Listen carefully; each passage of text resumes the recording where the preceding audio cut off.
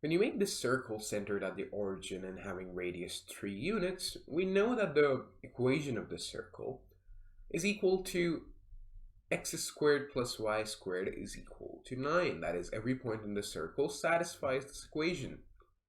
And you being a mathematician, an engineer, a scientist, anyone who likes to find derivatives, you want to find, well, if I draw a tangent like this right here, what is going to be the slope of that tangent? And this this problem, I think, gives rise to the most beautiful theorem in finding derivatives. And let's explore that. So, in order to find the slope of this tangent, what you need to do is you need to find the derivative. Let's say that this is the point, I don't know, let's take negative 2 or something. Let's take negative 2. If you plug in negative 2, so negative 2 squared plus y squared is equal to 9. That gives you square root of 5. And you want to find out the slope at this point. Now, first thing will be to get an equation, and to write an explicit form of this equation, what you will do, you can write this as y is equal to the square root of 9 minus x squared. If you instead had the negative square root, that would have given you the lower part of the circle, this part of the semicircle that I have just outlined in yellow. We are just considering the upper part, so for that we have this function. Now, in order to find the derivative, in order to find dy over dx, you don't have a standard formula to do this. You know what the derivative of 9 minus x squared is. That's pretty easy. And you also know what the derivative of square root of x is. That's pretty easy. However, you don't know what's the derivative of 9 minus x squared. All of that under the square root. So what we do instead, and this is really amazing, let's write 9 minus x squared as u. And by doing so, by writing 9 minus x squared as u, you can say that y is equal to the square root of u. And once you have written that, you can always say that dy over du, that is the derivative of y with respect to u. That's pretty easy. This is just y to the power of half, so the derivative is going to be half times u to the power of half minus 1, or 1 over 2 times the square root of u. But again, that's not something that we are asked. We are asked the derivative with respect to x.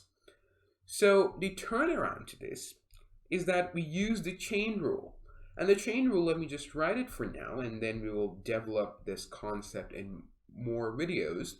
The chain rule simply says is that, hey, if you want to figure out dy over dx, why don't you write dy over du times du over dx? And in essence, that would just feel as if you can always do that, you can always cancel dus, but that does not make any sense. You cannot cancel these differentials. We will come to how we can prove this in a future video, but for now let's just solve this problem. And we do know right now what dy over du is. Let's try finding out du over dx. Now, the derivative of 9 with respect to x, that's equal to 0. It's just a constant. Minus the derivative of x squared is 2x. So this entire derivative is equal to negative 2x. And now simply you just need to multiply both of these. So that means that dy over dx is equal to negative 2x divided by 2 times the square root of u. Just cancel these things right here, these 2's right here. This will give you negative x over the square root of u. And again, you don't need a u here since the problem did not say anything about u.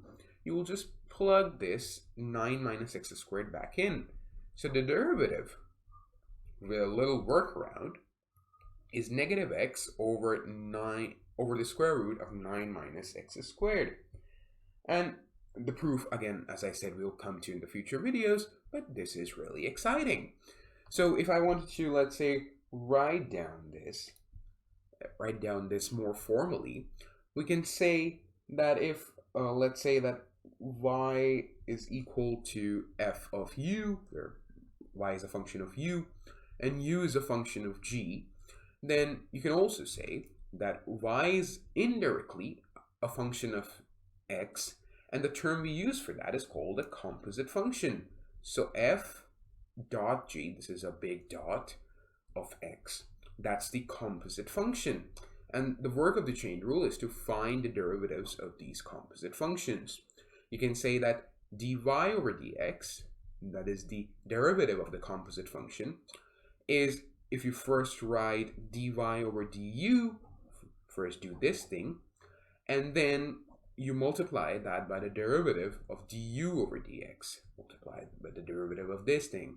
And the way you can remember this is, hey, you can always cancel these out, but that's just for remembering, that's just for keeping that in mind. Otherwise, there is no such thing as just canceling differentials here.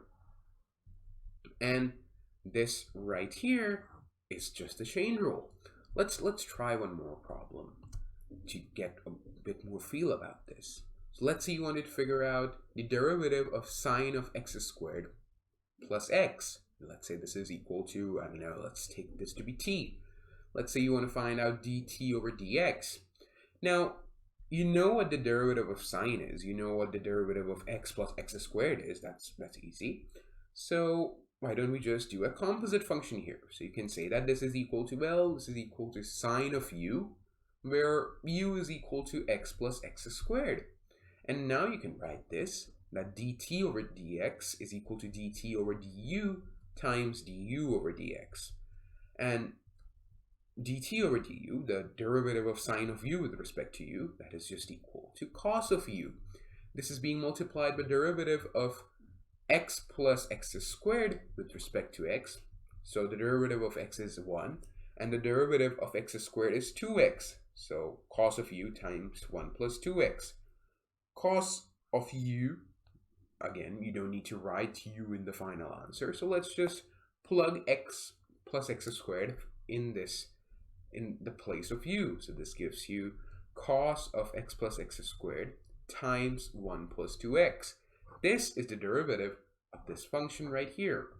So the main takeaway is you can always, whenever you see such types of complicated things, you can use the chain rule and make a composite function out of the given function and just solve the equation, just find out the derivative. Let's try a compositely nested trigonometric function. So let's take tan of 2 minus sine x, and this is really made up. Let's say this is equal to w, and you need to find out dw over dx. Again, you know about tan x. Well, the derivative of tan is sec squared. And you also know about 2 minus sine x. Well, you can find the derivative always. So how about we say that, well, let's take this to be equal to, let's take v this time. So you can write that dw over dx is equal to dw over dv times dv over dx.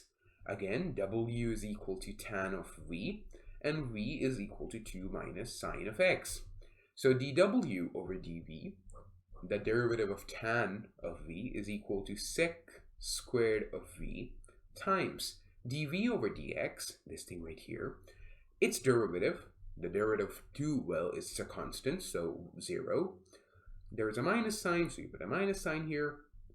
This being multiplied by derivative of sine of x, and the derivative of sine of x we know is equal to cos of x. So again, you need to plug the value of v back in. Look at this v right here. So this will give you negative cos of x divided by, instead of sec squared x, you can write 1 over cos squared of v is 2 minus sine of x. And this is the derivative of this function right here. So that's a bit of an introduction, a gentle introduction to the chain rule. We have still not been completely formal with this. We still have not derived the chain rule on our own. That will be in a separate video. See you in the next one.